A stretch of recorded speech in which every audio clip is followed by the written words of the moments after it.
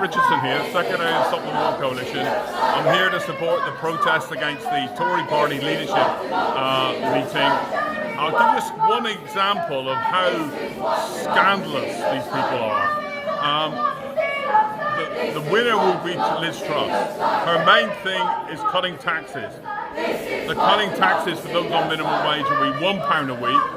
If you're a top CEO earning £3.5 million, that will save £800 a week. So they are the party that serves the interests of the wealthy and rich, and that's what we're saying today.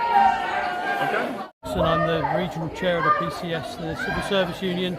We're here to protest against the hustings of the Tory party between Liz Truss and Rishi Sunak. Whoever of those get elected, we know there'll be more food bank users. We know they'll be running down the NHS, and certainly for us in the PCS, we know they've threatened to sack 91,000 people, 1/5 of the workforce. That will devastate our services, as well as putting many, many more people on the dole queues. We're here to protest against it.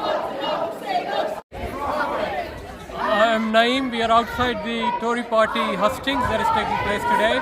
We are here because of the position the Tory party has taken on what's happened in Palestine 2 weeks ago when Gaza was attacked. Over 51 Palestinians were killed, including children, and Liz Truss supported Israeli action in Gaza. She continues to support that, and also the whole of the Tory party does the same thing. So that's why we are here to protest against their inhumanitarian policies internationally, and also what they're doing to the working classes in this country in creating the crisis of living, where people have to struggle to put food in front of their children, and against the energy bills that are likely to go up even further.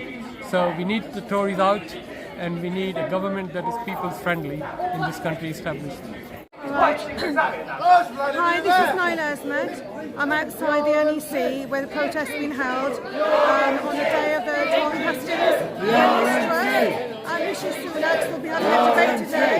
And the protesters today are debating against this, especially with the cost of living crisis happening now and the immigration policy. To protest against that, and they'll say that refugees are welcome, and also the fact that they don't agree with the new leaders and they don't agree with the policies. Thank you.